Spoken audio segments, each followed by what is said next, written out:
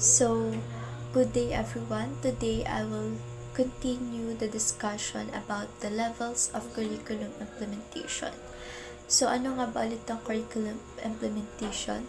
It is a process where ang curriculum is pinapatupad sa iba't ibang education systems. So, hindi lang ito paggawa ng lesson plan ng mga teachers, kundi may iba't ibang level na may kanya-kanyang responsibilidad para masiguro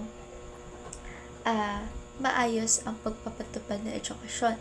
So, in this presentation, we will focus on the last two levels of curriculum implementation, which is the division level and the school district level.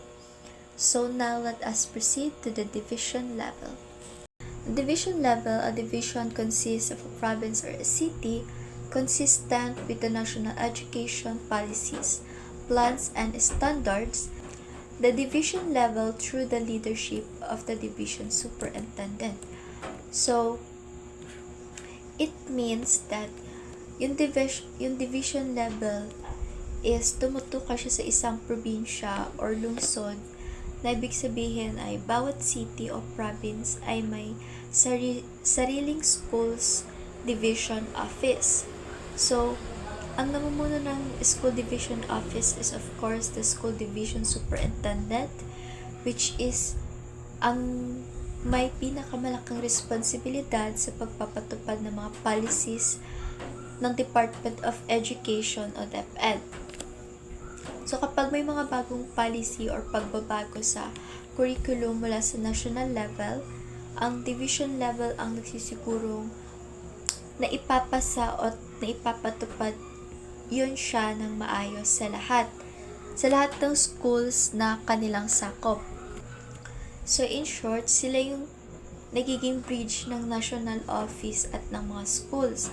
Sinisigurado ng division level na ang mga plano o standards ng gobyerno o ng DepEd ay nasusunod sa bawat paaralan. So, ang division level or ang superintendent or ang division level is responsible for first is to developing and implementing division education development plans. So, which means, dapat ang division level is gagawa sila ng long-term plans kung paano pa mapapabuti ang education sa isang lugar o sa kanilang lugar. For example, kung mababa ang reading performance ng students, magpapagawa sila or gagawa sila ng program para ma-address yung reading performance ng mga students.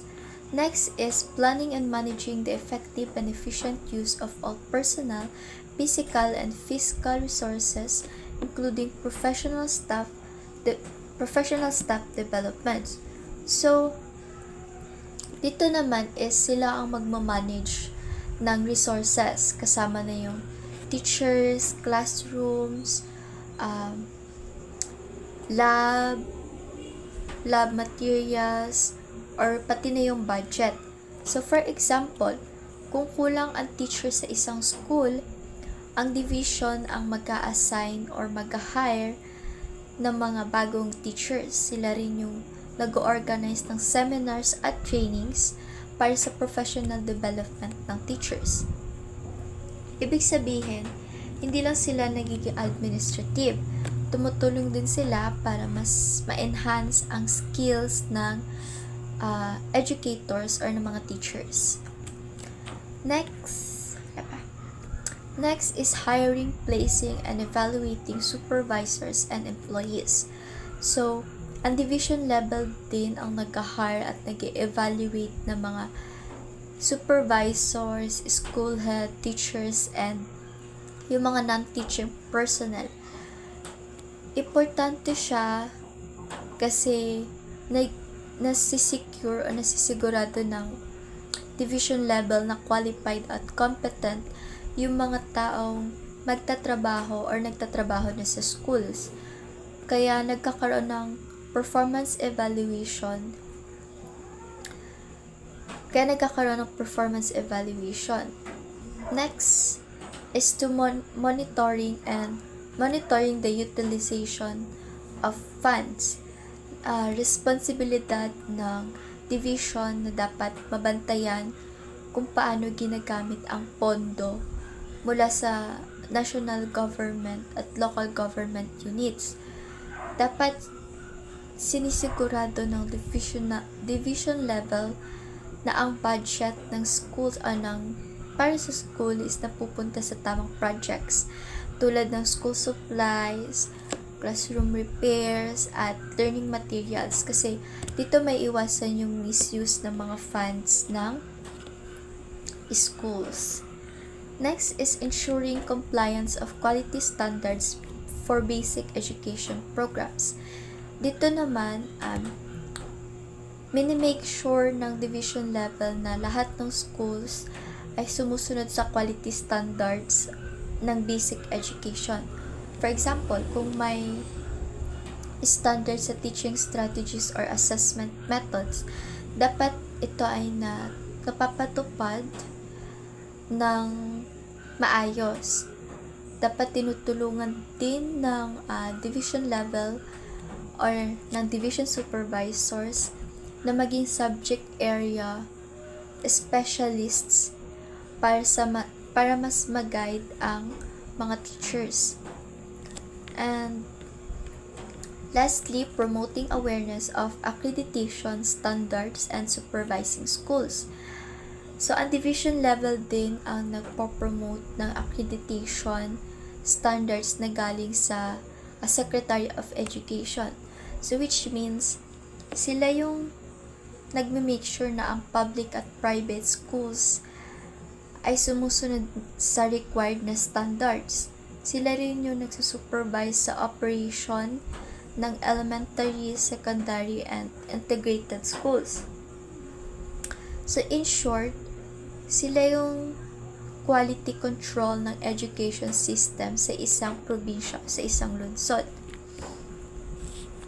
Next is the school district level. So, ang school district, through the leadership of the district supervisor, is responsible for the following.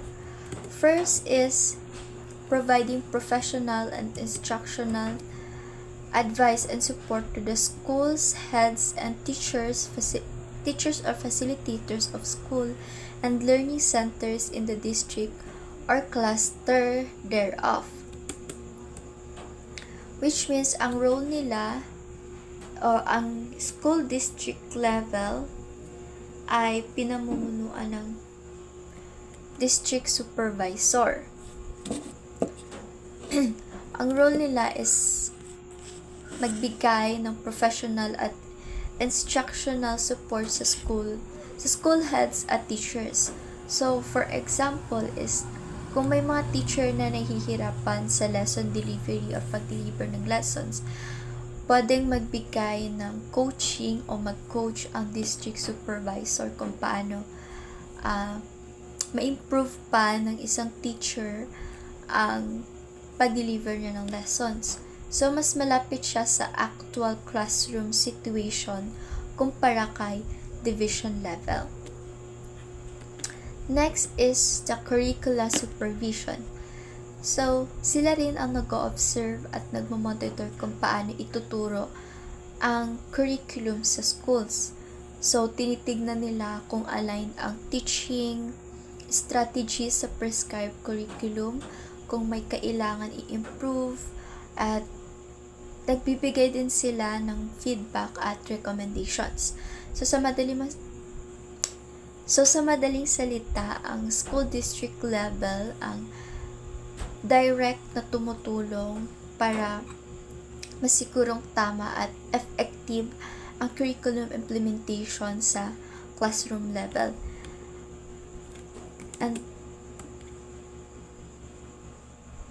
And so, to summarize, ang division level ang namamahala or humahawak sa mas malaking sakop tulad ng province or city. While the school district level naman is focus sila sa direct support para sa mga student and teachers. So lahat ng levels ay nagtutulungan para masigurong maayos, consistent, and